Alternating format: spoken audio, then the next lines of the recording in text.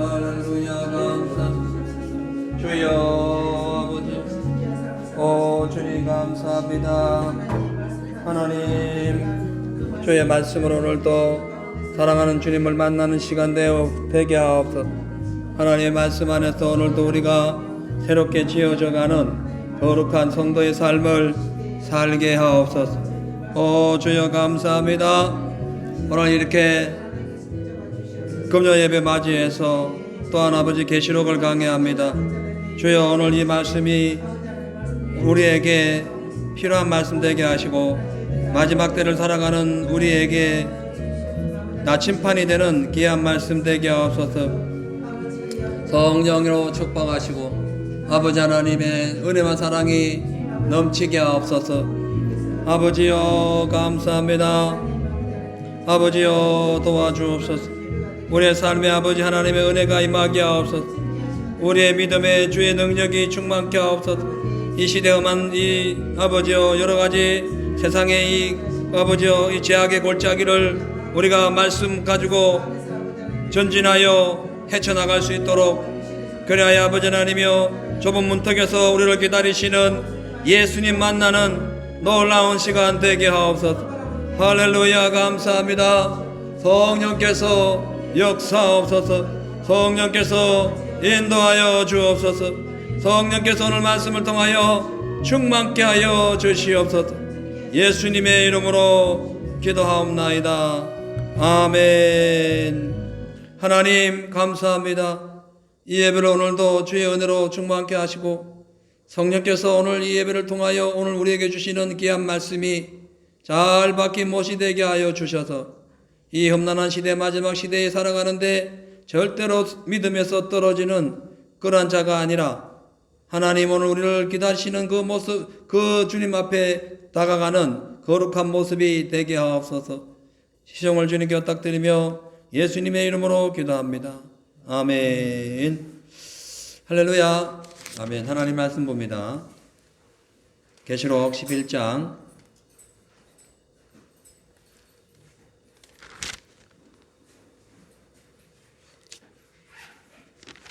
6절부터 14절. 계시록 11장 6절부터 14절입니다. 제가 받들어서 봉독해 드리겠습니다.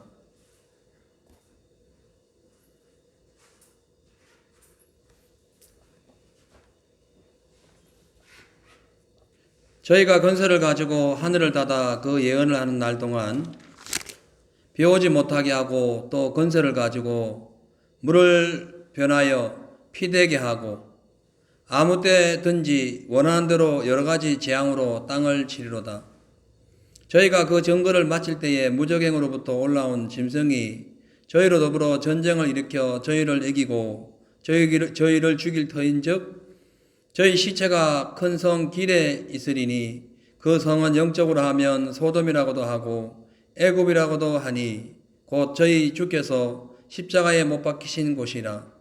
백성들과 족속과 방언과 나라 중에서 사람들이 그 시체를 사흘 반 동안을 목도하며 무덤에 장사하지 못하게 하리로다. 이 두 선지자가 땅에 거하는 자들을 괴롭게 한 고로 땅에 거하는 자들이 저희의 죽음을 즐거워하고 기뻐하여 서로 예물을 보내리라 하더라. 3일 반 후에 하나님께로부터 생기가 저희 속에 들어가매 저희가 발로 일어서니 구경하는 자들이 크게 두려워하더라. 하늘로부터 큰 음성이 있어 이리로 올라오라 함을 저희가 듣고 구름을 타고 하늘로 올라가니 저희 원수들도 구경하더라. 그 시에 큰 지진이 나서 성 10분의 1이 무너지고 지진에 죽은 사람이 7천이라. 그 남은 자들이 두려워하여 영광을 하늘의 하나님께 돌리더라. 둘째 하는 지나갔으나 보라 셋째 하가 속히 이르는도다. 아멘. 지난 시간에는 성전과 제단과 예배자들을 청량하신 그 이유와 함께 두 증인의 정체와 그들의 사역의 현장을 살펴보았습니다. 이 청량이라는 그것은 헬라어로 메트렉손인데 이것은 뭐냐면은 그 설계한다는 의미예요. 그러니까 하나님이 단순히 성전을 청량한 것이 아니라 설계를 한다는 거예요. 그럼 뭘 설계하는가? 예? 그 설계 대상, 청량의 대상은 바로 교회와 성도고, 또 청량하는 이유는, 그 목적은 하나님의 사람과 하나님의 교회를 사단으로부터 거룩히 구별하여 하나님이 계획했던, 그 설계했던 구원의 나라로 옮겨주시기 위해서 그렇다는 거예요. 이해가시죠? 예? 그러니까 그래서 청량을 했다는 거예요. 예, 구별했다는 거죠. 그리고 지난 시간에 우리가 두 정인의 정체에 대해서 엘리사 혹은 모세 또는 대제사장 여호수아나 총독 스룹바벨 같은 그런 영역을 가지고 그런 하나님의 말씀을 맡은 선한 사도들, 목회자들, 그리고 선교사, 말씀을 선포하는 그런 전도자, 그리고 또 주의 빛을 나타내는 일반 모든 성도님들을 지칭한다고 볼 수 있어요. 그래서 이 두 증인의 정체가 그만큼 모세 율법 또 엘리야 선지자를 의미하잖아요. 하나님의 율법에 완성하신 예수님을 목숨 걸고 전하는 모든 성도들을 바로 두 증인이다 이렇게 얘기할 수 있어요. 지난 시간에 말씀드렸죠. 증인이라는 것은 두 사람 이상이 필요한데 이것은 최후 확정을 의미한다. 그래서 예수님의 말씀을 통해서 구원받아서 그 하나님의 진리의 모든 것을 확정을 갖고 있는, 생명의 확정을 누리고 있는 이런 자들이 나가서 복음을 전하는 그 상황을 두 증인이라고 볼 수 있어요. 이제 오늘은 이 두 증인에게 나타나는 하나님의 능력과 그 최후 활동의 결과, 그리고 최후에 나타날 심판, 이제 7번째 나팔 전체를 이제 말씀드리면서 계시록 11장을 마무리하겠습니다. 5절에 보니까 만일 누구든지 저희를 해하고자 한즉 누구죠? 두 증인 해하고자 하면 그 두 증인 저희의 입에서 불이 나서 그 원수들을 소멸하시니 누구든지 해하려 하면 반드시 이와 같이 죽음을 당하리라. 두 증인의 입에서 이제 불이 나옵니다. 그러니까 왜 불이 나오냐면은 막 복음을 전하는데 방해를 하니까 그들을 소멸시키려고 불이 나와요. 그래서 그들을 살라서 불 살라가지고 이렇게 입에서 나오는 그 불을, 그들을 소멸시키니 불이 뭘 의미하냐면은 하나님의 말씀이에요. 그러니까 선지자들의 입을 통하여 증거되는 하나님의 말씀이에요. 그러니까 두 증인이 하나님의 뜻 가운데 7년 대 환란 때에 복음을 전할 때에 그 예언하는 그 기간 동안 하나님의 말씀을 거부하는 자들, 대적하는 자들을 하나님께서 불로 소멸시킨다는 거예요. 이해 가시죠? 이 불로 소멸시키는 건 두 가지가 있습니다. 하나는 물리적인 불을, fire, 물리적인 불 자체를 의미하고 두 번째로는 지옥, 게헨나의 불을 의미해요. 실질적으로 복음 앞으로 이제 7년 대 환란이 와가지고 뭐 누가 우리 중에 있는 젊은 청년들이 쓰임 받을 수도 있고 혹은 제가 쓰임 받을 수도 있고 누구든지 모르지만 아무튼 두 증인과 같이 주의 복음을 전가할 때에 불에서 입에서 불이 날 정도로 말씀이 파워가 있을 거예요. 팍팍 나가는 그 힘이 있을 거예요. 근데 그걸 듣고 회개하고 돌아오는 자들이 있는가 하면은 사단에게 완전히 훅 빠져 있는 사람들은, 사단의 표를 받은 사람들은 대적해요. 대적하지 막 공격합니다. 그때에 하나님이 그 대적하는 자들을 불로 사질러 분다는 거예요. 그 막강한 능력이 나타난다는 거죠. 21세기에 그런 일이, 성경에 보면은 기사와 표적과 능력이 계속 나타날 뿐더러 마귀도 그런 일을 한다 했어요. 그게 나타날 거예요.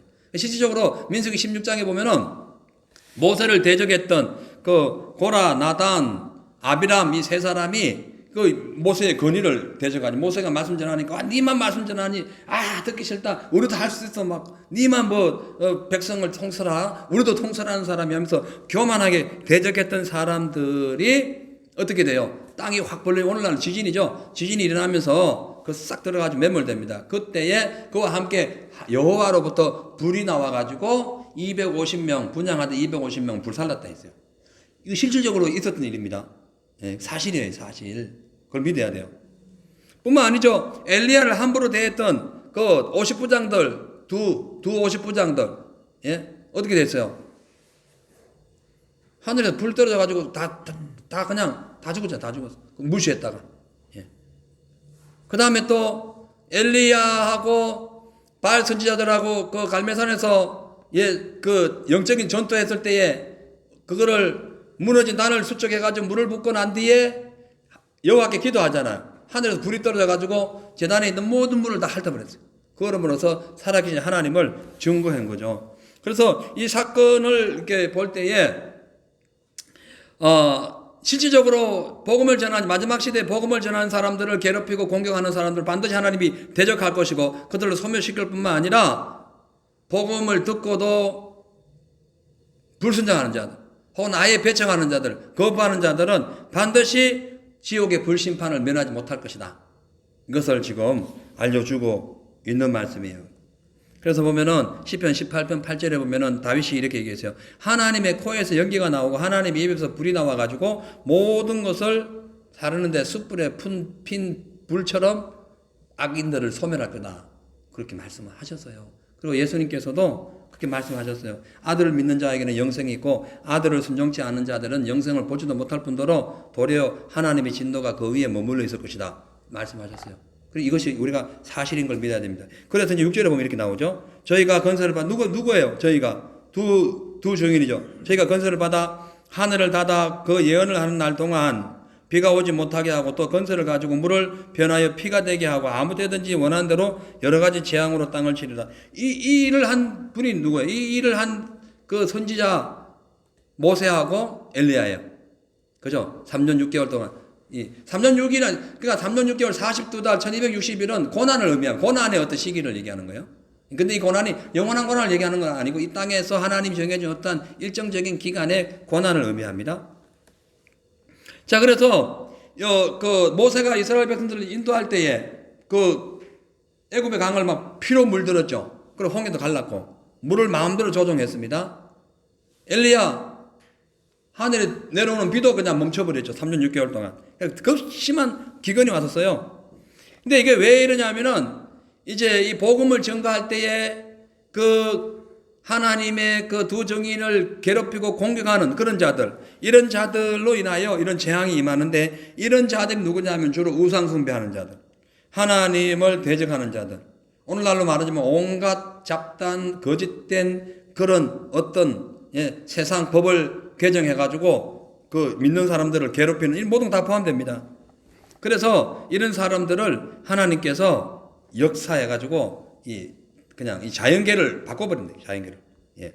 그래서 그런데 이 사건은요, 이 자연계가 막 피로 물들고 뭐 이게 하늘이 막히고 기근이 오고 이런 것은요, 그 두 증인의 능력으로 나타나는 건 아닙니다. 두 증인이 사역을 할 때 그 방해하는 자들, 세상을 향해서 하나님이 내리시는 징계예요. 근데 이것은 이제 뭐 자연계로 나타나기도 하고 현실적으로 사람에게도 나타나기도 하고 그럽니다. 근데 제가 어저께 이렇게 성경을 읽다가요, 그래 이제 동영상 하나를 봤어요. 성경 읽다고 내용이 잘 몰라가지고 뭐 사전 찾아보고 하다가 뭘 하나 클릭을 했는데 지금 시대가 어떤 시대냐면은 미국, 스웨덴, 노르웨이, 이탈리아, 영국, 소련, 중국 이런 나라의 특징이 뭐냐면 동성애를 찬성한 나라들이에요. 이런 나라들에게 막 엄청난 우박이 성경에 1달란트 되는 우박 떨어진다 했잖아요. 마지막 때 엄청나게 지금 떨어지고 있고 이것은 뭐 어떤 그냥 지나가는 자연 현상이지라고 하기는 좀 우리가 생각을 해봐야 할. 예.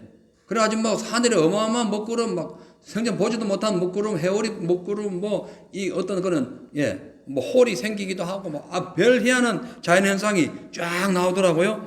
그러면서 뿐만 아니라 뭐 홍수, 기근, 산사태 뭐 극심한 그런 어떤 재난이 막 증폭되고 며칠 전에 얼마 전에 일본에도 산사태 나가지고 막 비가 너무너무 많이 와가지고 산이 그냥 통째로 내려앉아 버렸어요. 예. 그리고 또 그 무슨 하산이 폭발해가지고 아니 유럽인데 아무튼 거기 터져가지고 막 난리가 나고 산 하나가 그냥 절반이 그냥 떨어져 나가고 그 뭐 하산재가 온 동네 막 수십 킬로 수백 킬로 날아가가지고 다 덮어버리고 이것이 과거에도 있었지만은 그게 이제 주로 그 크리스찬이 그걸 만든 영상인데요. 이분이 이렇게 성경을 이렇게 넣어가면서 하는 영상인데 보니까 그렇게 하나님 대적에 이 동성애 법 통과시키고 막 종교 통합시키고 요런 나라들만 그런 게 일어나고 있어요. 야, 그래서 이게 예사일은 아니다. 그런 생각이 듭니다.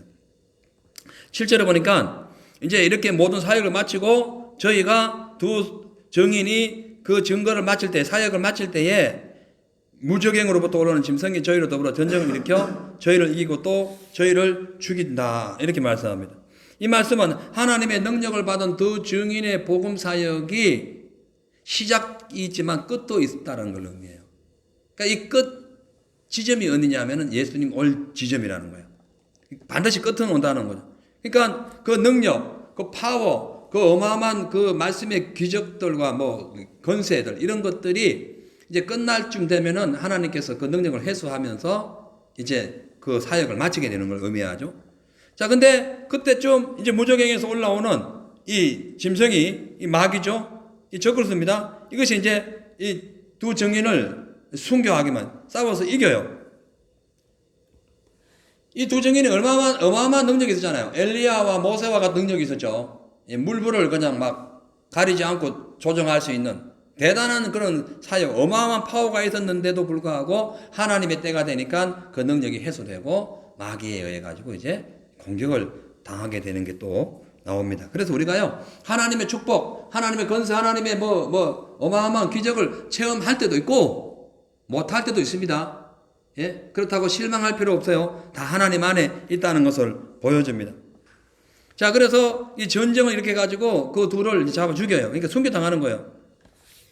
이 사건은요, 그 두 증인을 대표하는 그 복음 전도자들, 사역자들, 신실한 주의 종들이 마지막 때에 적그리스도 해가지고 체포당해 죽을 것을 의미함과 동시에 그렇게 두 증인처럼 주의 진리의 말씀 안에 살아가는 교회들도 마찬가지로 극심한 고통을 당할 것을 의미합니다.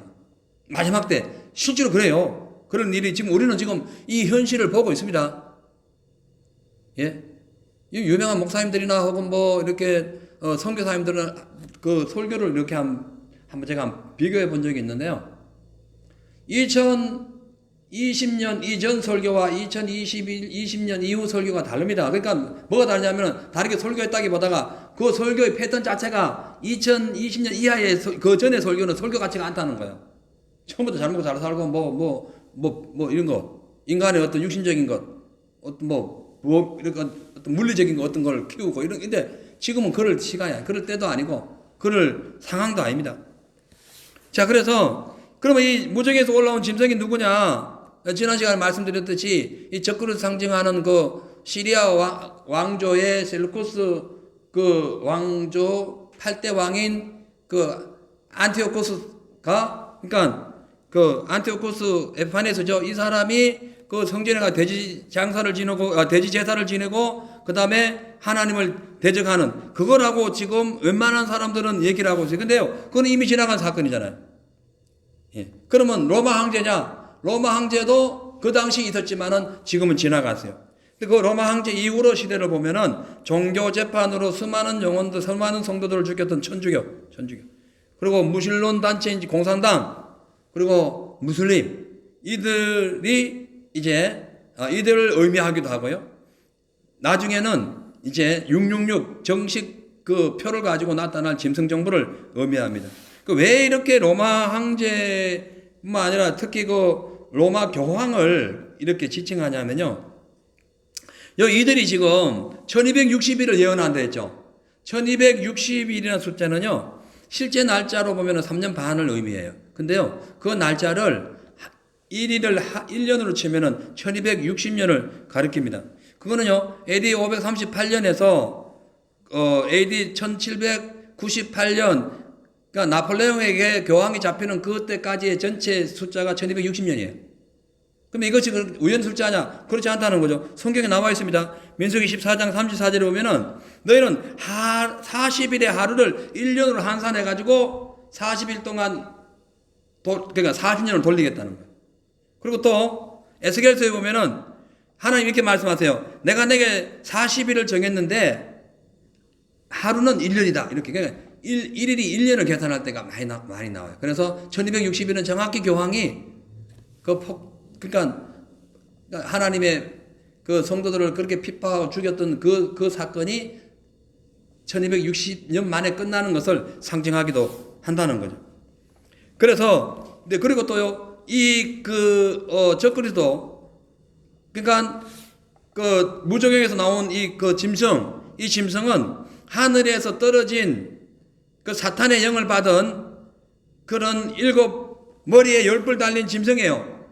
그러니까, 바다에서 올라온 용에게 용의 그 힘을 받아가지고 장차 이 세상을 지배할 적그리스도를 의미해요, 적그리스도. 근데 그게 누구냐? 그건 다음 시간에 말씀드릴게요.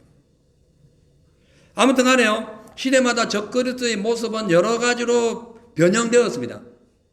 앞으로 어떻게 될지는 모른다고 하지만 다 드러나고 있어요, 지금요. 그래서 로마 황제나 로마 시대의 교황이나 혹은 또 무슬림 공산당 이걸 떠나가지고 그러니까 마지막에 올라온 짐승은 적그리스도인 것은 확실하다는 거죠. 8절에 저희 시체가 큰 성에 있으리니, 누구 시체냐면은 두 증인이 적그리스도에 가지고 죽은 거예요. 그 시체가 큰 성에 있으리니, 그 성은 영적으로 하면은 소돔이라고도 하고 애굽이라고도 하니 곧 저희 주께서 십자가에 못 박힌 것이다. 그러니까 이 두 증인이 죽었는데 큰 성은 뭐냐면 그 당시에 큰 성을 바벨론이라 했어요. 그러니까 바벨론에 비유되는 전 세계를 의미합니다. 그러니까 두 증인의 그 죽음이 방치됐다는 것은 그들이 그 방치된 그 장소가 바로 소돔과 고모라라는 거예요. 소돔은 어떤 거예요? 음란한 도시로서 불바다된 도시를 의미하고, 그 다음에 애굽은 어떤 걸 의미해요? 육신의 세속화된 우상이 워낙 많았던 시대이기 때문에 세속화된 시대를 의미합니다. 근데 그 지역이 곧 저희 주께서 십자가에 못 박힌 것이다. 그러니까 소돔과 고모라, 애굽 이 지역이 예수님 십자가에 못 박힌 곳이라는 거죠. 그 유대인들이 있는 그 시대에 예수님 태어났잖아요. 근데 사실을 영적으로 보면은 그 유대인들이 영적으로 볼 때에 소돔과 애굽이었다는 거예요. 바벨론이었다, 바벨론. 근데 실질적으로 성경에 보면은 계시록에도 1장, 3장, 2장에 나오죠. 그 유대인의 해, 곧 사단의 해 이런. 유대인을 사단의 해라고 해요. 사단의 해. 그 당시에. 예. 그래서 그 유대인 시대에 예수님이 태어났는데 그 전체 시대가 소돔과 고모라였다. 이렇게 생각할 수 있어요. 그러니까 이 지금 그 두 증인이 복음을 전한 장소가 전부 다 소돔과 고모라라는 거예요. 그리고 애굽 땅이라는 거예요. 이 시대, 이 세상에 죄로 가득 차 있는 그런 시대를 의미한다는 거예요. 자, 그래서 결론적으로 이 하나님의 귀한 신실한 두 증인, 두 종들이 죽은 그 장소는 결론적으로 예루살렘에서 십자가에 못 박히신 그 예수님의 그 십자가를 연상케 됨으로써 그들의 사역이 아주 고통스럽고 아주 힘들었다는 것을 상징적으로 보여주고 있습니다. 9절에 백성들과 족속과 방언과 나라 중에서 사람들이 그 시체를 사흘 반 동안 목도하며 무덤에 장사하지 못하게 한다. 죽은 그 두 증인을 장사도 안 지내고 그냥 길거리에 그냥 내팽개친 채로 그냥 장사 안 지내고 이렇게 쳐다보고 멸시하고 조롱하고 온갖 일을 다 한다는 거죠. 그러니까 이들이 예수님처럼 온갖 멸시와 조롱과 그 핍박과 고난을 다 당할 것을 의미하는 거예요. 그리고 이 시체가 매장되지 못하도록 방치한 것은 그들이 이미 사단의 종이 되어 가지고 복음을 거절하고 있다는 것을 의미합니다. 지금 이 시대를 의미하죠. 이건 뭔 얘기 아닙니다. 지금 이 시대가 지금 이 시대가 전 정부로 모든 정부 간날 정부로부터 시작되는 것이 동성애, 종교 통합, 온갖 기독교를 박멸시키는 온갖 지금 제도를 다 내고 있잖아요. 지금 마지막 때예요. 자, 그래서 두 증인의 죽음을 보고 나중에는 기뻐한다고, 그리고 예물을 주고받는다고 합니다. 얼마나 그 사람이 잘 죽었으면 예물을 주고받느냐는 거죠. 만약에 김정은이가 한국 같은 경우는 김정은이가 죽으면 아마 예물 주고받을 한국의 사람들 많을 거예요. 그죠? 특히 보수 분들은 그럴 거예요. 자, 이거 역으로 생각해요. 역으로 생각해봐요. 복음을 전하는 사람들이 죽었어요. 그러면 잘 죽었다고 예물을 주고받는데 얼마나 악하냐는 거예요. 김정은이 죽어가지고 예물 주고받고 하는 것은 정상적인 방법입니다.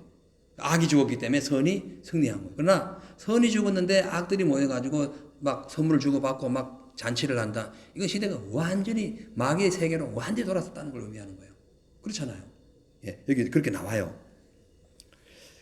자, 10절에 그렇게 나오죠. 이 선지자가 땅에 거하는 자들을 괴롭게 한 거로 땅에 거하는 자들이 저희의 죽음을 즐거워하고 기뻐하여 서로 예물을 보내리라 하더라. 자, 왜 기뻐하고 즐거워하냐면은 괴롭게 했기 때문에 그런 거예요.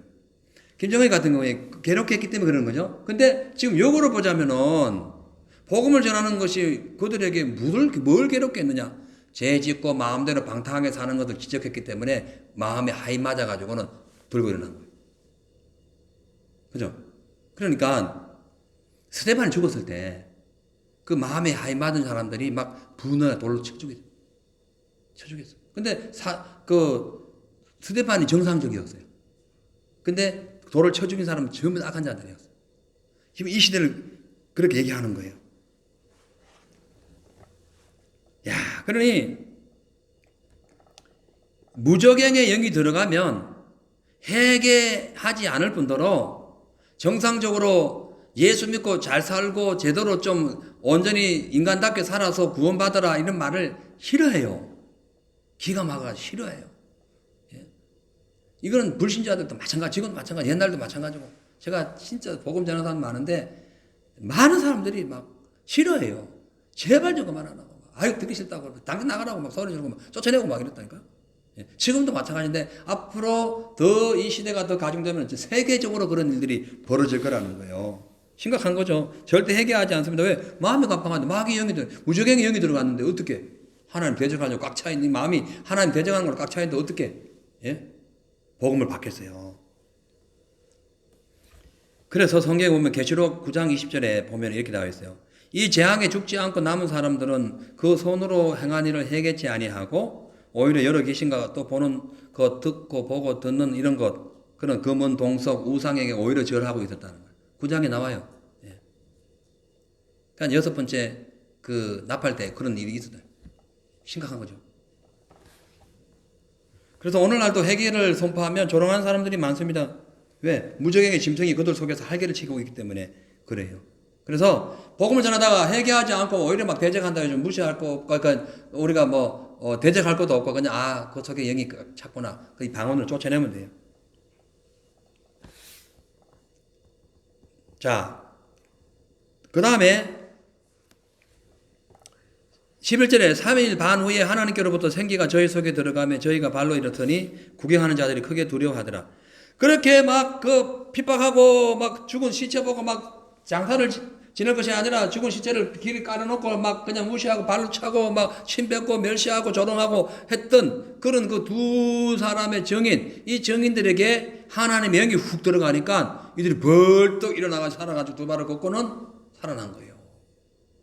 우리가 아무리 멸시 조롱을 받아도 주의 영이 충만하면 다시 살아날 수 있어요. 할렐루야. 예. 아무리 믿음의 핍박을 받아도 성령 충만하면 별거 아니에요. 이 푸뉴마라요. 푸뉴마. 이 하나님 생기를 푸뉴마라 그래요. 이게 생기라고 그래요. 생명. 이 능력 이 뜻이에요. 생명 그 자체를 의미해요. 푸뉴마는. 그러니까 그 지금 죽어가지고 막 그냥 시체가 돼가지고 냉동댕이 쳐가지고 장사도 못 지내고 길에 그냥 수많은 사람들의 그 멸시와 조롱을 받는 그 시체 같은 그 삶 속에서도 주의 영이 들어가니까 하나님의 생기가 들어가니까 다시 일어나더라는 거예요. 이것이 기독교의 진짜 진면모를 보여줍니다. 기독교의 이 모든 그 힘이 뭐냐면은 부활이에요. 할렐루야. 살아난 거예요. 예수님이 십자가에 못 박혀가지고 무덤에 갔을 때 다 예수 망했다 했잖아요. 근데 3일 만에 부활해서. 그래서 기독교는 부활의 종교인 거예요. 자, 그래서 여기 보면 3일 반 후에 이 날짜는 문자 그대로 3일 반을 의미하기도 하고요. 아주 짧은 기간도 의미하기도 해요. 그래서 이 생기가 들어간 것 여러분이 성경에서 한번 찾아본 적 있죠? 어디에 생기가 들어간 적이 있습니까? 에스겔. 예. 확실히 성경을 많이 읽어야 돼요, 여러분. 에스겔 골짜기에 마른 뼈들에게 생기가 들어가니까 이거 막 발로 걷고 서고 막 큰 군대가 돼가지고 오히려 적군은 그냥 물리쳐버리잖아. 예. 이것이 하나님의 생기가 들어갈 때만이 역사가 나타나는 거죠. 할렐루야. 그러니까요, 아무리 뭐 이 지금 적그리스도의 정부가 앞으로 돼가지고 뭐 차별금지법을 하고 동성애 보호법을 하고 무슨 뭐 이상한 법률을 만들어가지고 복음 전하는 사람들, 두 증인의 삶을 사는 사람들을 힘들게 하고 괴롭히고 그렇게 사는 교회들을 막 그냥 어렵게 만들고 선교사님들을 추방하고 난리를 쳐도요, 걱정할 것이 없는 것은 하나님의 영이 쫙 계속 성령 충만하면은 그런 가운데서 계속 우리는 살아나는 거예요. 계속 역사가 나타나는 거예요. 할렐루야. 그래서요, 여러분, 두 증인의 삶이 쉽지는 않습니다. 발표해야 되고, 멸시당해야 되고, 침뱉음 당해야 되고, 우습게 여긴 받고 해요. 그러나 주의 성령이 충만하면 일어날 수가 있는 거예요. 실질적으로, 제가 지금 방금 말씀드린 것은 영적인 것이고, 실질적으로 복음을 전하다가 죽잖아요. 그런 사람은 살아납니다. 부활되는 거예요. 진짜 예수 복음 전하다, 진짜 하나님 말씀대로 살다가 죽잖아요. 목배임 당하든 선교 당하든 죽잖아요. 그건 살아나요. 왜냐하면 12절에 그 말씀이 나와요. 하늘로부터 큰 음성이 있어 이리로 올라오라 함을 저희가 듣고 구름을 타고 하늘로 올라가니 저희 원수들도 구경하더라. 할렐루야. 이 예수님이 겪었던 일을 그대로 지금 이들이 겪게 되는 거예요. 왜 예수님이 승천하셨을까요? 왜 예수님이 구름 타고 올라가셨을까요? 예수님이 십자가에서 돌아가셨기 때문에 그런 거예요. 가셔가지고 우리 인류를 구원하셨기 때문에 그런 거예요. 이 지금 두 증인이 목숨 걸고 순교당하기까지 복음을 전했기 때문에 하나님이 그들의 영혼을 올라오라 한다는 거예요. 대충 살아가지고 올라오라 하겠습니까? 그죠? 자기 욕심이나 부리고 자기 마음대로 살고 자기 그냥 뭐 하나님 말씀하고 상관없이 사는 사람을 올라오라 하겠어요? 믿음으로 사는 사람에게 올라오라는 음성이 들려옵니다. 아멘. 그래서 생기를 받아가지고 하나님이 올라가가지고 하늘나라에서 잔치 동참하는 거예요. 올라가는 거예요. 예? 그거 첫 부활에 동참하는 거죠. 13절에 보니까 그 시에 이제 이들이 올라가요. 그러니까 두 증인은 쫙 하늘로 올라가는 그 시점에 반대로 역으로 그 시에 올라가는 그 시에 지진이 나요. 세상에 지진이 나가지고 성 10분의 1이 무너지고 지진에 죽은 사람이 7,000명이에요. 그 남은 자들이 두려워하여 영광을 하늘에 하나님께 돌렸다. 7절에 가지고 하나님 완전 숫자입니다. 7이라는 것은 하나님 완전 숫자예요. 항상 제가 말씀드리지만. 그 다음에 천은 뭐예요? 천은 여러분 배웠죠? 천은 무슨 숫자예요? 헤아릴 수 없는 숫자예요. 천을 헤아릴 수 없는 숫자예요. 그러니까 14만 4천 할 때 천하면 헤아릴 수 없는 숫자. 예. 그럼 뭐예요? 7,000명이 지금 죽었다. 이것은 하나님 심판이 임해가지고 하나님 작정돼 하나님 심판에 들은 사람들은 어마어마하게 많이 죽는다는 거예요. 전 세계 성의 10분의 1이 무너지는 거예요. 그 시라는 것은 그 시에 나오잖아요. 13절에 그 시에 지진이 났잖아요. 이 그 시라는 것은 찰나예요. 찰나. 순간. 그러니까 두 증인이 하늘로 올라가는 그 순간에 세상 심판 당하는 거예요. 올라가는 순간에 세상은 완전히 심판 당하는 거예요. 그걸 의미하는 거예요. 자, 근데 그때에 그래도 조금 깨닫는 사람들은 하나님께 영광을 돌렸다 오는 거예요. 두 증인을 공격하고 비웃고 죽음을 조롱했던 세상 사람들이 두 증인이 올라가는 것을 보고 회개했을 수도 있고 아니면 이런 사람이 아닌 여자의 후손의 자녀들, 즉 예수 그리스도로 말미암아 복음으로 거듭난 성도들로서 믿음 생활 바로 못했던 자들이 회개하고 돌아온다라는 그런 의미도 있는 거예요. 그래가지고 그들이 하나님께 영광을 돌리게 됩니다. 그죠? 자, 그래서 이 두 증인의 사역이 성공적으로 마무리되면서 땅에 남아있는 하나님을 대적했던 무리들 혹은 또 예수를 믿었지만은 제대로 믿지 못하고 그 광경을 보고 다시 내가 정신 차려야 되지 하면서 깨닫는 이 모든 사람들이 하나님께 영광을 돌리고 있다는 거예요. 결론적으로 하나님의 심판을 통해서 하나님은 뭘 받아요? 영광을 받는 거예요. 희한하죠? 희한한 논리예요. 심판을 통해서 영광받는 거예요. 근데 왜냐하면은 그 심판은 원칙적으로 사람을 심판하는 것이 아니라 그 안에 있는 마귀를 심판하는 것이기 때문에 영광받는 거예요. 하늘에서 쫓겨난 마귀를 완전히 박멸시키기 때문에 영광 받으시는 거예요. 그렇게 생각해야 돼요. 14절에 둘째 하가 지나갔으나 보라 셋째 하가 이른다. 그러니까 둘째 하는 지금까지 있었던 일이에요. 이것이 지금 지나갔고 셋째 하가 이른다. 그러니까 둘째 하도 이렇게 어마어마한데 셋째 하는 얼마나 더 큰 또 환란이 오겠습니까? 그래서 이 셋째 하가 둘째 하가 지나가고 셋째 하가 일어났다는 것은 지금 바로 이어져서 셋째 하가 준비되어 있다는 것을 의미하는 거예요. 이게 뭐냐면은 7번째 불려오는 나팔소리예요. 천사가 부는 7번째 나팔이 셋째 화예요. 여기 또 이제 어마어마한 사건이 또 이제 12장부터 막 본격적으로 나타납니다. 자, 그래서 이제 영적으로 볼 때요, 결론적으로 지금까지 그 둘째 하 이 전체는 뭐냐면은 진리와 거짓의 전쟁입니다. 생명과 사망의 전쟁, 하나님과 마귀와의 전쟁, 믿는 자와 믿지 않는 자와의 전쟁을 의미하고 있어요. 빛과 어둠의 전쟁인 거죠. 자, 근데 요 전쟁 때에 마귀는 자기 사람들을 모아가지고 두 증인을 공격해요. 교회를 공격해요. 두 증인은 교회도 의미하거든요. 두 교회를 공격해요. 근데 그 시점에 하나님께서는 하나님의 백성을 모아가지고 환란을 이길 수 있는 믿음을 주세요. 그래가지고 그때에 하나님이 이마에 인을 칩니다. 믿는 자에게 인을 쳐요. 이걸 그대로 마귀가 인을 쳐버려요. 머리나 오른손에. 그것이 마귀가 하나님 것을 도용하고 있는 거예요. 그래가지고 마귀의 인을 받은 자 666의 종들, 적그리스도의 종들과 하나님의 인을 받은다. 두 증인의 종들 간에 싸움이 벌어지는데 마지막에 두 증인이 죽는다. 순교한다. 그런데 반면에 적그리스도의 영을 가진 자들은 이겼다고 손소리 치지만은 거꾸로 순식간에 주의 영이 주의 성령 푸념화가 들어가면서 역전된다. 그래가지고 비록 순교했지만 그들은 다시 하나님의 영을 받아가지고 혼과 영과 육이 그대로 다시 재생되어가지고 공중에 끌려 올라가서 하나님을 영접해요.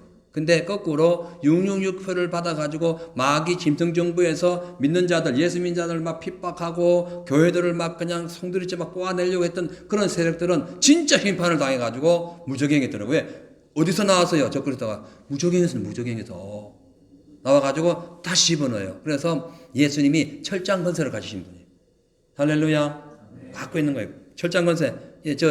저기 교도소 가면은 교도관들이 철장 건세 있잖아요. 문 잠그고 알아서 하잖아요. 딱 그런 건세가 있다는 거예요. 그래서 우리는 믿음을 점검해야 됩니다. 나의 신앙이 얼마나 두 정인과 같은 삶을 살고 있는지, 아니면 지금 뭐 이것도 저것도 아니고 그런 신앙생활을 하고 있는지 점검해야 돼요. 열처녀의 비유를 우리는 늘 생각해야 돼요. 성령의 기름 등불 갖고 있어야 됩니다. 라오디게아 교회처럼 뜨뜻미지근해가지고 이건 결국 주님이 문을 두드려가지고 두드려도 안 여는 놓고 소리도 못 듣고 있는 그렇게 있으면 안 된다는 거죠. 자, 이제 15절 7째 천사가 나팔을 붑니다. 7째 천사가 나팔을 불매 하늘에 큰 음성이 나서 가로되 세상 나라가 우리 주와 그 그리스도의 나라가 되어 그가 세세토록 왕노릇 하리로다 하니. 자, 7째 천사가 나팔을 불 때 바로 재난이 임하지 않습니다. 7째 천사가 나팔을 부니까 먼저 승리부터 선포해요. 승리부터 선포한 하나님 나라가 이 땅에 임할 것을 미리 선포하고 난 뒤에 임하는 과정이 16절에 또 재앙으로 나타나는 거예요. 그리고 모조리 적그리스도를 다 박멸시키고 하나님 나라가 완전히 임하는 거예요. 이 하나님 나라는 이 땅, 이 지금 우리가 살고 있는 이 랜드, 이걸 의미하는 것이 아니라 새 땅. 왜? 베드로후서 3장에 얘기했듯이 이 땅은 두루마리 말듯이, 하늘도 두루마리 말듯이 다 떠나가기 때문에 그런 거예요. 자, 그래서 이제 이 7째 천사가 나팔을 보니까 이런 음성이 들려와요. 한번 읽어봅니다. 시작. 7째 천사가 나팔을 불매 하늘에 큰 음성들이 나서 가로되 세상 나라가 우리 주와 그 그리스도의 나라가 되어 그가 세세토록 왕노릇 하시리로다 하니. 아멘. 자, 우리 세상 나라가, 이 세상, 지금 우리가 살고 있는 마귀가 지금 세상 나라예요. 세상 나라가 지금 하나님께 접수당하는 거예요. 하나님 그걸 접수해버리는 거예요. 그래가지고 그리스도의 나라가 되는 거예요. 예수님이 십자가에 못 박혀 가지고 하늘로 승천 올라가셨는데요. 다시 재림하셔 가지고 이 땅을, 이 나라를, 이 세상을 접수해 가지고 하나님의 그 주권 안에 들겠다. 하나님이 통치하겠다는 거예요. 자, 근데 여기 보면은 그가 세세토록 왕노릇 하시로다. 그러니까 원래 그리스도는 영원토록 왕이신 분이에요.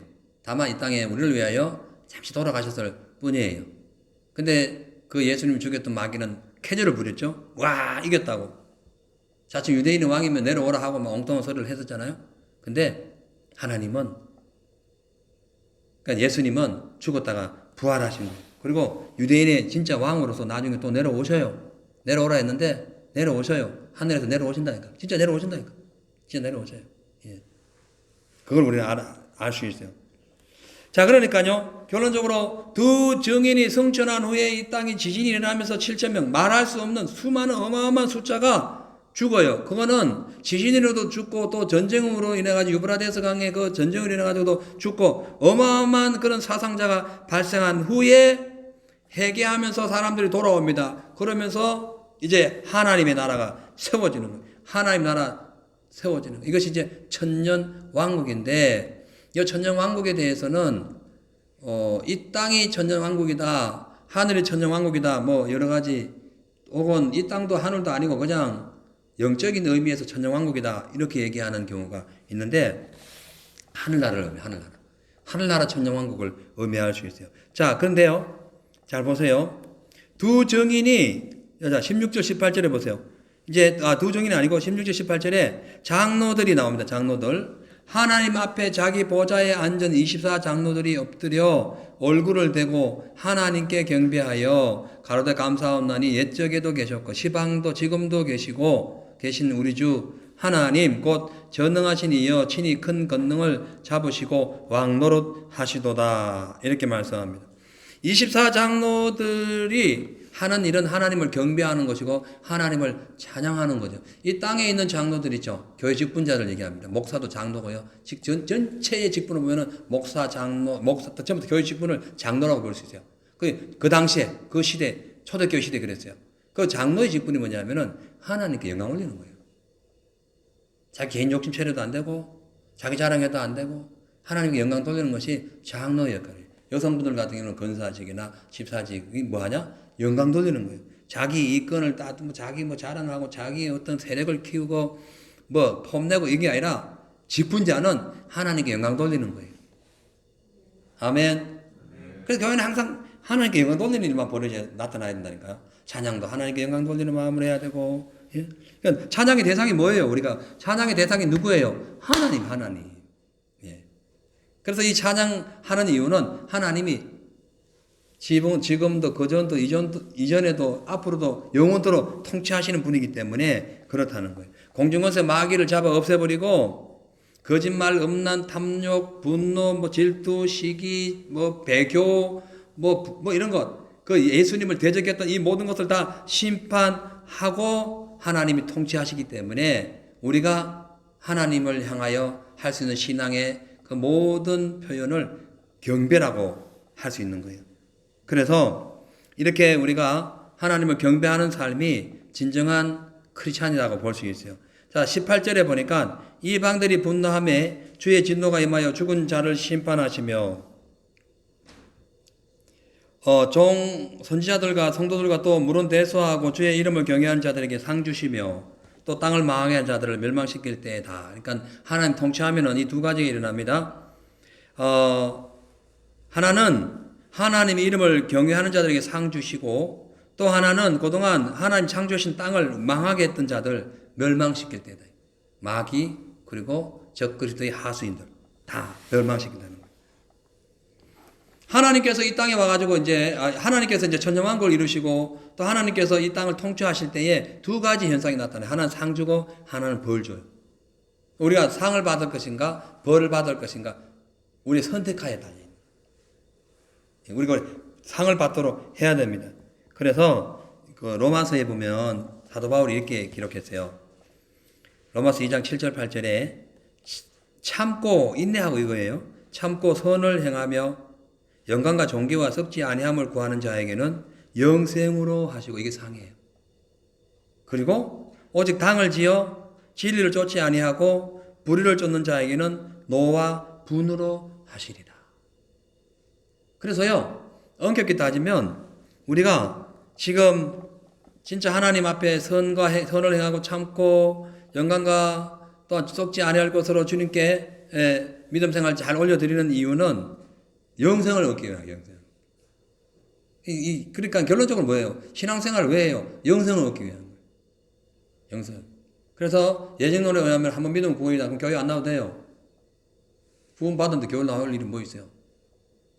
영생을 얻기 위해 영생을 만들어가는, 구원을 만들어가는, 구원을 이루어가는 거잖아요. 그죠? 구원을 이루어가는 거예요. 그래 이제 무교회주의자들이 있습니다. 무교회주의자들은 그냥 집에서 신앙생활하면 뭐 인터넷에서 하면 되지. 그렇지 않아요. 그렇지 않아요.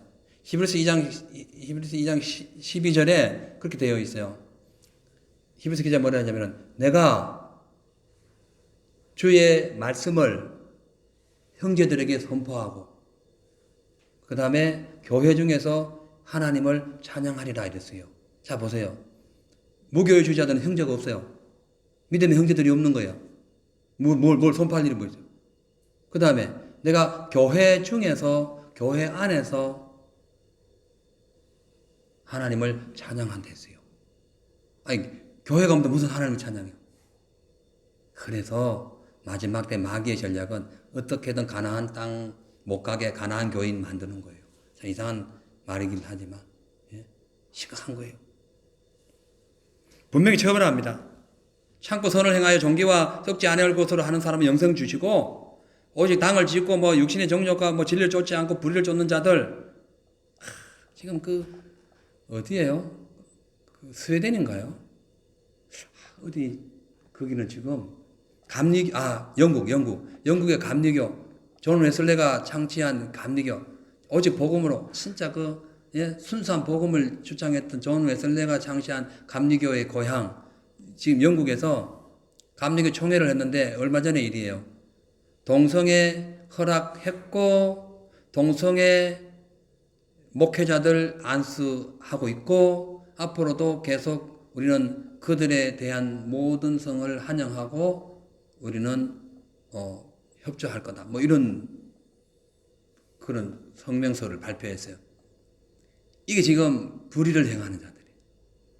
진리를 쫓지 않고 불의를 쫓는 거예요. 그래도 사람인데 그래도 사랑해야지. 그거는 네 생각이고 하나님의 사랑으로 사랑해야지. 하나님의 사랑은 불의를 기뻐하지 않잖아요. 사랑은 언제나 오래 참고 쭉 나중에 뭐 불의를 기뻐하지 않는다잖아요. 불의를 기뻐하지 않는 게 주님의 사랑이라니까요. 근데 불의를 기뻐해요. 어떻게 하는 거야? 그런 자에게는 노와 분으로 하시리라. 심판받는 거. 심각한 거죠. 요런 자들이 우리가 진짜 복음을 가지고 예수 믿어야 된다, 동성애 반대하고 막 하면은 저 죽여야 된다고 막 해가지고 나중에 두 증인을 죽이듯이 죽인다니까요. 그래도 우리 죽기를 각오하고 복음 전해야 됩니다. 그래야 나중에 부활의 역사가 나타나는 거예요. 자, 이제 19절에 이제 마지막입니다. 이에 하늘에 있는 하나님의 성전이 열리니 성전 안에 하나님의 언약궤가 보이며 또 번개와 음성들과 내성과 지진과 우박이 있더라. 야, 이제 이렇게 해가지고 결론적으로 이제 이방인들이 분노하는 가운데 하나님의 심판이 막 이제 실행되면서 믿는 자는, 진짜 제대로 믿는 자는, 상을 받고 믿지 않는 자, 불의를 행한 자들은 완전히 심판을 당해 멸망시키는 그때에 하늘의 성전이 열려버렸다는 거예요. 성전이 열렸다는 것은요, 감추인 게 없다는 거예요. 다 보여줬다는 거예요. 성전은 누구예요? 성전은 누구를 의미합니까? 예수님을 의미해요.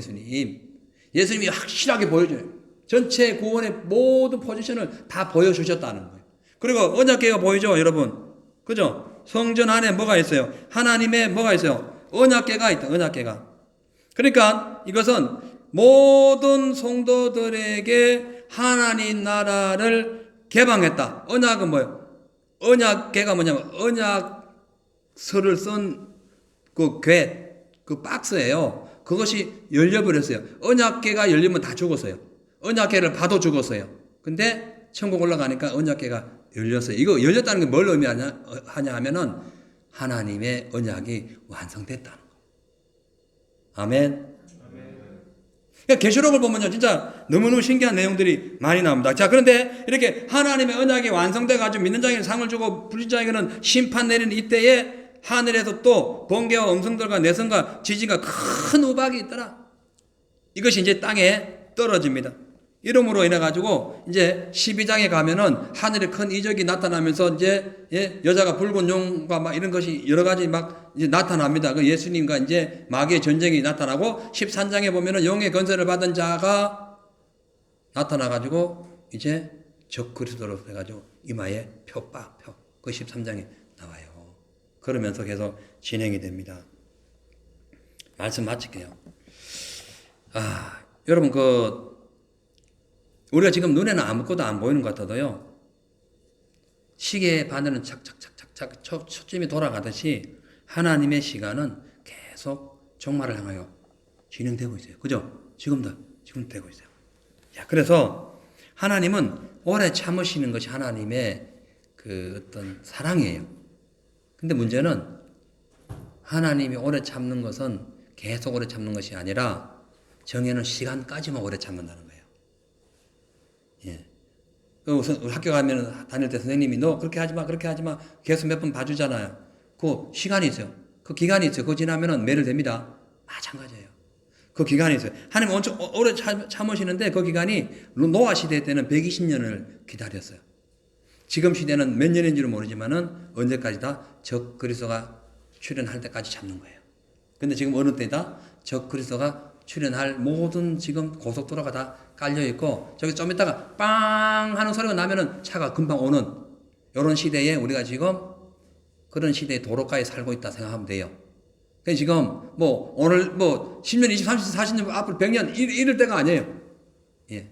그래서 마지막 때가 되면은 왜 예수님께서 인류를 사랑하시고 많은 영혼들을 구원하시는 예수님께서 왜 마지막 때에 아이 뵌 자가 하가 있냐는 거예요. 이거는 이제 실질적인 아이를 의미하기도 하고 영적으로도 의미해요. 왜냐? 네 영혼이라도 좀 구원받아. 네 영혼이라도 좀 구원받아. 이것저것 때문에 네 영혼 구원 놓치지 말고 너라도 구원받으라는 거예요.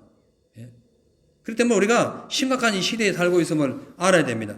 노아 홍수 120년 기다리고 난 뒤에 모든 건 다 정리됐죠? 아니다. 그리고 8명밖에 구원 못 받았어요.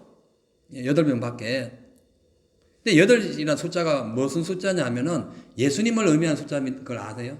8. 7일 다음에 8. 예수님 부활한 날이에요. 예. 자, 그래서 예수님을 신실하게 믿는 사람만 구원받는 거예요. 마지막 때 8명만 구원받는 게 아닙니다. 예수님을 진짜, 예수님 십자가와 부활 사건을 진짜 믿고 주의 말씀대로 하는 그 진짜 두 증인 같은 사람들만 구원받는 것을 지금 의미하는 거예요. 그것이 노아 방주 사건이에요. 그래서 우리가 그런 삶이 되기 위해서 기도해야 됩니다. 오늘 지금 주님이 이 시간 지금 우리에게 오신다면은 과연 나는 노아 방주처럼 노아의 배를 짓고 있는 사람인지 아니면 이제 망치 어디 있는지 나무가 어디 있는지도 모르고 막 돌아다니는 사람인지 정신 바짝 차려야 됩니다. 세상 일을 열심히 하더라도 노아 방주 짓는 일을 더 열심히 해야 돼요. 거기에 더 포커스를 맞춰야 돼요. 더 열심히 해야 됩니다. 기도하겠어요. 하나님 감사합니다. 예수님께서 말씀하셨듯이 인자의 때가 되면 노아의 홍수처럼 소돔과 고모라처럼 된다고 했습니다. 지금이 그 시대입니다. 심각한 시대입니다. 말도 못하는 그런 엄청난 그런 이 핍박은 물론이고 죄악이 넘실대는 그런 불의한 시대가 되었습니다. 무엇이 진짜고 가짜인지 진실인지 또 무엇이 빛인지 어둠인지 전혀 모르는 이런 아주 혼탁한 카오스 시대입니다. 이 시대에 우리가 더욱 이 두 증인처럼 믿음으로 잘 주의 복음 전하면서 생명의 길을 열어가는 그런 삶이 되게 하시고 훗날 복음을 전하다 순교당하더라도 주님이 우리에게 생명을 넣어주시면 다시 부활하여 구름 타고 영원한 하나님의 나라로 간다는 사실을 알고 절대로 불의와 타협하지 말고 믿음으로 전진하는 삶이 되게 하시고 세상의 육신의 것을 쫓지 말고 영적인 것을 쫓게 하여 주시옵소서. 예수님 이름으로 기도합니다. 아멘. 우리 찬양 부르시고요. 기도하겠습니다. 오늘 기도 제목은 지금이 마지막 시대라는 것을 우리가 인식하시고 주님의 말씀에 순종해가지고 거룩한 성령의 열매 맺게 해달라고 기도해 주세요. 그리고 우리 교회 알곡 추수위에서 기도하시고 코로나 지금 저기 뉴 사우스 웨일즈는 지금 더 심각해지고 있는데 빨리 우리 기도해서 예, 또 뭐 내일이라도 하나님 또 도와주시면 숫자가 팍 줄어들 수도 있고. 근데 그게 뭐 뉴사우스 웨일즈만 문제가 아니에요. 지금 전체가 문제예요. 심각해요. 예, 그래서 이 시대와 상관없이 우리 믿음 줄 잘 잡고 주님 안에 살아갈 수 있도록 기도합시다. 그리고 오늘 각자 여러분 작전 기도하는 거 있죠? 예, 작전 뭐 기도하는 게 있어요. 작전 기도 놓고 기도하겠어요. 자, 우리 찬양 하나님은 실수하지 않으신다네. 하나님 실수하지 않습니다. 갈대자로 재시는 분이에요. 정확히 청량하시고 정확히 설계하신다는 거예요. 그래서 그 실수하지 않으신 하나님을 찬양 부르시고 주여 외치고 세 번 외치고 기도하겠습니다.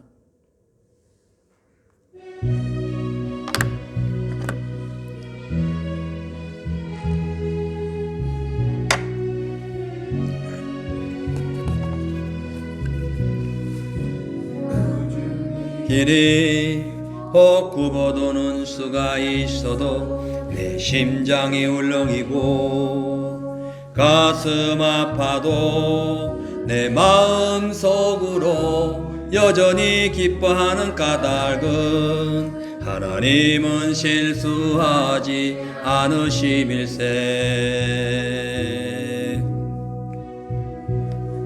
내가 세운 계획이 혹 빗나갈지 모르며 나의 희망이 덧없이 쓰러질 수 있지만 나 여전히 인도하시는 주님을 신뢰하는 까닭은 주께서 내가 가야 할 길을 잘 아심일세. 아멘. 어두운 밤 어둠이 깊어 날이 다시는 밝지 않을 것 같아 보여도 내 신앙 부여잡고 주님께 모든 것 맡기리니 하나님을 내가 믿음일세. 지금은 내가 볼 수 없는 것 너무 많아서 멀리 가물가물 어른거려도 운명이여라 나 두려워 아니하리. 만사를 주님께 내어 맡기니 차츰차츰 안개는 걷히고 하나님 지으신 빛이 뚜렷이 보이리라. 가는 길이 온통 어둡게만 보여도 하나님은 실수하지 않으신다네. 차츰차츰 안개는 걷히고 하나님 지으신 빛이 뚜렷이 보이리라. 가는 길이 온통 어둡게만 보여도 하나님은 실수하지 않으신다네. 우리 한 번 더 차츰차츰 한 번 더 합니다. 차츰차츰 안개는 걷히고 하나님 지으신 빛이 뚜렷이 보이니라. 가는 길이 온통 어둡게만 보여도 하나님은 실수하지 않으신다네. 자, 우리 주여 세 번 외치고 오늘 말씀 기억하면서 기도하겠습니다. 주여 주여 주여. 할렐루야. 하나님 아버지여 감사합니다. 성령이여 성령이여 성령이여. 할렐루야. 아버지여 감사합니다. 하나님의 나라에 주옵소서. 성령으로